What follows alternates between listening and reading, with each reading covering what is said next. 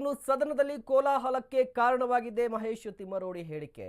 ಸತ್ಯ ತಿಳಿದೆ ದಾರಿ ತಪ್ಪಿದ್ದಾರಾ ಬಿಜೆಪಿ ನಾಯಕರು ಅನ್ನುವ ಪ್ರಶ್ನೆ. ನೋಡಿ, ಸಿದ್ದರಾಮಯ್ಯ 24 ಹಿಂದೂ ಕಾರ್ಯಕರ್ತರ ಕೊಲೆ ಮಾಡಿಸಿದ್ರು, ಈ ರೀತಿಯಾಗಿ ಆರೋಪವನ್ನ ಮಾಡಿದ್ದು ಹರೀಶ್ ಪೂಂಜಾ. ಚುನಾವಣಾ ಪ್ರಚಾರದ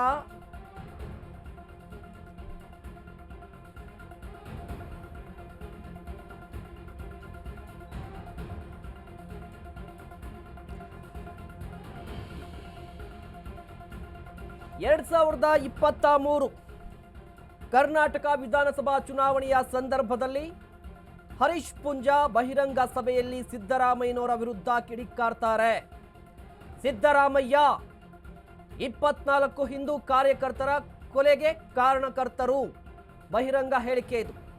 ಅಂದರೆ ಸಿದ್ದರಾಮಯ್ಯನವರು 24 ಹಿಂದೂ ಕಾರ್ಯಕರ್ತರ ಕೊಲೆ ಮಾಡಿಸಿದ್ರು ಅನ್ನುವ ಹೇಳಿಕೆಯನ್ನ ಹರೀಶ್ ಪೂಂಜಾ ಅವರು 2023 5ನೇ ತಿಂಗಳು 24ನೇ ತಾರೀಕು ಮೇ ತಿಂಗಳಲ್ಲಿ ಕೊಟ್ಟಂತಹ ಹೇಳಿಕೆ ಇದು. ಹಾಗಾದ್ರೆ ಏನು ಮಾತನಾಡಿದ್ರು ನೋಡ್ಕೊಂಬನ್ನಿ. ಮೂಲು ಹರೀಶ್ ಪೂಂಜಾನು ಸೋಪಾಯರ ಪ್ರಯತ್ನ ಮಲ್ಪನೆ ನಾನು ಒತ್ತೊಂದುವೆ ಯಾನು ಹಿಂದುತ್ವದ ಸಿದ್ಧಾಂತ ನಾನು ಬಿಡ್ತೆ ಅಂದಾಂಡ ಈ ಮೂಲು ಬತ್ತದ ಹಿಂದುತ್ವದ ವಿರುದ್ಧ ಕಾಂಗ್ರೆಸ್ ಓಟು ಪಾಡ್ಲೆ ಅಂತ ಪಂಡದಾನೆ ಎತ್ತೊಂದುವೆ ಸದ್ಯಣ್ಣ 2 ಒಂಜಿಕೇನುವೆ 24 ಜನ ಹಿಂದೂ ಕಾರ್ಯಕರ್ತರನ್ನು ಹತ್ಯೆ ಮಲ್ತನ ಚಿತ್ನ ಸಿದ್ದರಾಮಯ್ಯ ಓಟು ಕೇಂದ್ರತ ಬಜರಂಗ ದಳನ ಬ್ಯಾನ್ ಮಲ್ಪ ಎಂದು ಪನ್ನಂಚಿತ್ನ ಕಾಂಗ್ರೆಸ್ಗೆ ಓಟು ಕೇಂದ್ರತ ಇನ್ನು ಬೆಳ್ತಂಗಡಿದ ತಾಲೂಕದ ಜನಕ್ಕೆ ಏನೊಂದುಲ್ಲಿರಿ ತ್ರೋ ಮಲ್ತಿತ್ತಂದಾಂಡ ಸತ್ಯಣ್ಣ ಬತ್ತದ ಮೂಲು ಹರೀಶ್ ಪೂಂಜಾನು ಸೋಪಾಯರ ಪ್ರಯತ್ನ ಮಲ್ಪನೆ ನಾನು ಒತ್ತೊಂದುವೆ ಯಾನು ಹಿಂದುತ್ವದ ಸಿದ್ಧಾಂತ ನಾನು ಬಿಡ್ತೆ ಅಂದಾಂಡ ಈ ಮೂಲು ಬತ್ತದ ಹಿಂದುತ್ವದ ವಿರುದ್ಧ ಕಾಂಗ್ರೆಸ್ ಓಟು ಪಾಡ್ಲೆ ಅಂತ ಪಂಡದಾನೆ ಎತ್ತೊಂದುವೆ ಸದ್ಯಣ್ಣ 2 ಒಂಜಿಕೇನುವೆ 24 ಜನ ಹಿಂದೂ ಕಾರ್ಯಕರ್ತರನ್ನು ಹತ್ಯೆ ಮಲ್ತನ ಚಿತ್ನ ಸಿದ್ದರಾಮಯ್ಯ ಓಟು ಕೇಂದ್ರತ ಬಜರಂಗ ದಳನ ಬ್ಯಾನ್ ಮಲ್ಪ ಎಂದು ಪನ್ನಂಚಿತ್ನ ಕಾಂಗ್ರೆಸ್ಗೆ ಓಟು ಕೇಂದ್ರತ ಇನ್ನು ಬೆಳ್ತಂಗಡಿದ ತಾಲೂಕದ ಜನಕ್ಕೆ ಏನೊಂದುಲ್ಲಿರಿ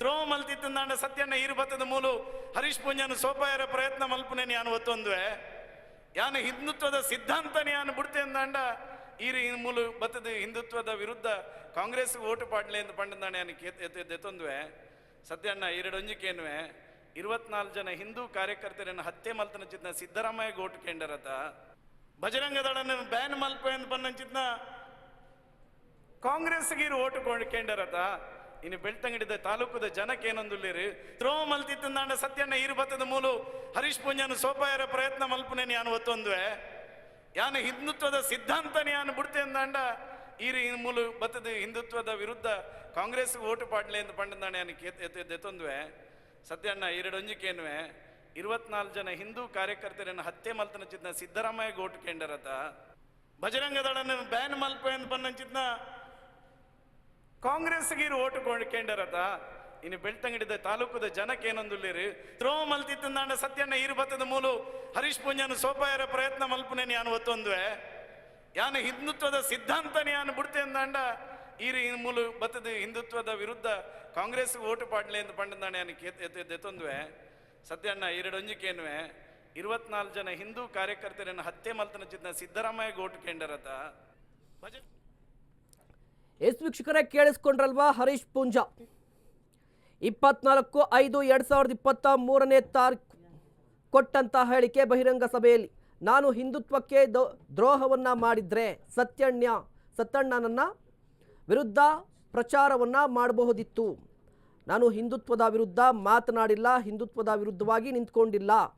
ಆದರೂ ಕೂಡ 24 ಹಿಂದೂ ಕಾರ್ಯಕರ್ತರ ಕೊಲೆಗೆ ಕಾರಣವಾಗಿರುವಂತಹ ಬಜರಂಗ ದಳವನ್ನು ಬ್ಯಾನ್ ಮಾಡುವಂಥ ಪ್ರಣಾಳಿಕೆಯಲ್ಲಿ ಕೊಟ್ಟಿರುವಂಥ ಕಾಂಗ್ರೆಸ್ಗೆ ವೋಟ್ ಹಾಕ್ತೀರಾ ಅನ್ನುವ ಪ್ರಶ್ನೆಯನ್ನು ನೀವು ಕೇಳ್ತಾ ಇದ್ದೀರಿ. ಕಾಂಗ್ರೆಸ್ ಪರವಾಗಿ ಪ್ರಚಾರವನ್ನು ಮಾಡ್ತಾ ಇದ್ದೀರಿ. ಇದು ಯಾವ ರೀತಿಯಾಗಿ ಸರಿ? ಈ ಹೇಳಿಕೆ ಹರೀಶ್ ಪೂಂಜಾ ಅವರು ಕೊಟ್ಟಂಥ ಹೇಳಿಕೆ.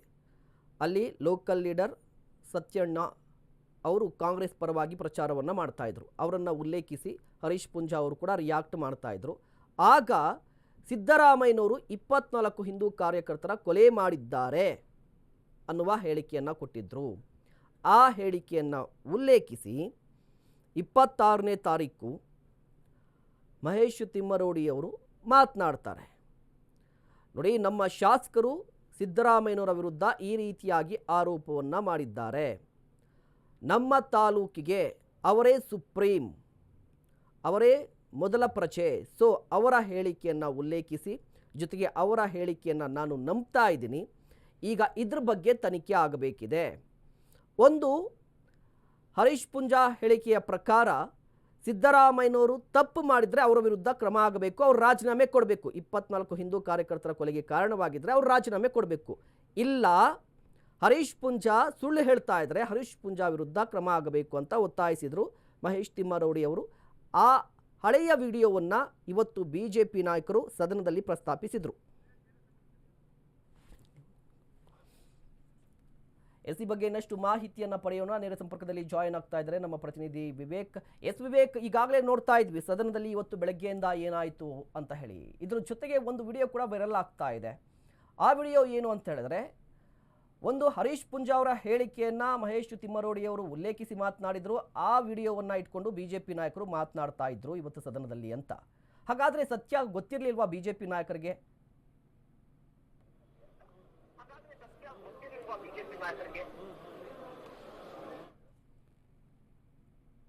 ಈಗಾಗಲೇ ಸಾಕಷ್ಟು ಚರ್ಚೆ ಕೂಡ ಆಗ್ತಿದೆ ಧರ್ಮಸ್ಥಳ ವಿಚಾರದಲ್ಲಿ. ಅದರಲ್ಲೂ ಕೂಡ ಹರೀಶ್ ಪೂಂಜಾ ಅವರು ಒಂದು ಭಾಷಣ ಮಾಡುವಂತ ಸಂದರ್ಭದಲ್ಲಿ 2023ರಲ್ಲಿ ಒಂದು ಹೇಳಿಕೆಯನ್ನ ಕೂಡ ಕೊಟ್ಟಿರ್ತಾರೆ. 24 ಹಿಂದೂ ಕಾರ್ಯಕರ್ತರ ಕೊಲೆ ಆಗಿದೆ, ಇದಕ್ಕೆ ಯಾರು ನೇರ ಹೊಣೆ, ಸಿದ್ದರಾಮಯ್ಯನವರು ಹೊಣೆನಾ ಅಂತ ಒಂದು ಭಾಷಣ ಕೂಡ ಮಾಡಿರ್ತಾರೆ. ಆ ಭಾಷಣವನ್ನೇ ಇಟ್ಕೊಂಡು ಮಹೇಶ್ ತಿಮ್ಮಾರೋಡಿ ಶೆಟ್ಟಿ ಅವರು ಕೂಡ ಒಂದು ಹೇಳಿಕೆಯನ್ನ ನೀಡ್ತಾರೆ. ಅಥವಾ ಪ್ರೆಸ್ ಮೀಟ್ ಮಾಡುವಂತ ಸಂದರ್ಭದಲ್ಲಿ ಅವ್ರು ಹೇಳುವಂತದ್ದು ಏನಂದ್ರೆ, ನಮ್ಮ ನಾಯಕರು ಅಂದ್ರೆ ನಮ್ಮ ಭಾಗದ ಶಾಸಕರಾಗಿರುವಂತ, ಬೆಳ್ತಂಗಡಿ ಭಾಗದ ಶಾಸಕರಾಗಿರುವಂತ ಹರೀಶ್ ಪೂಂಜಾ ಅವರು ಈಗಾಗಲೇ ಏನ್ ಹೇಳಿಕೆ ಕೊಟ್ಟಿದ್ದಾರೆ ಅದ್ರ ಪರವಾಗಿ ನಾವು ನಿಲ್ತೀವಿ. ಒಂದು ವೇಳೆ ಏನಾದ್ರೂ ಇದು ಸತ್ಯ ಆಗಿದ್ರೆ 24 ಕೊಲೆಗಳಿಗೆ ಸಿದ್ದರಾಮಯ್ಯ ಅವರೇ ನೇರವಾಗಿ ಏನಾದ್ರೂ ಹೊಣೆ ಆಗಿದ್ರೆ ಸಿದ್ದರಾಮಯ್ಯನವರು ರಾಜೀನಾಮೆ ನೀಡಬೇಕು ಅಂತ ಹೇಳ್ಬಿಟ್ಟು ನಾನು ಆಗ್ರಹ ಮಾಡ್ತೀನಿ, ನಮ್ಮ ಶಾಸಕರ ಜೊತೆ ನಾವು ನಿಲ್ತೀವಿ ಅಂತ ಮಹೇಶ್ ತಿಮ್ಮಾರೋಡಿ ಅವರು ಒಂದ್ ಕಡೆ ಹೇಳಿಕೆಯನ್ನ ಕೊಟ್ಟಿದ್ರು.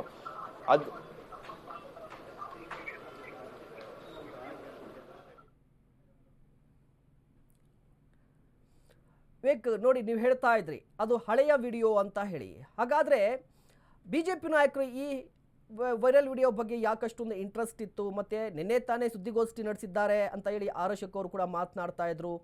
ಅಂದರೆ ಎಲ್ಲೋ ಒಂದು ಕಡೆ ಸರ್ಕಾರದ ದಾರಿ ತಪ್ಪಿಸಿದ್ದ ಬಿಜೆಪಿ ನಾಯಕರು, ಅಥವಾ ಅವ್ರಿಗೆ ಇಡೀ ಸತ್ಯನೇ ಗೊತ್ತಿರಲಿಲ್ವಾ?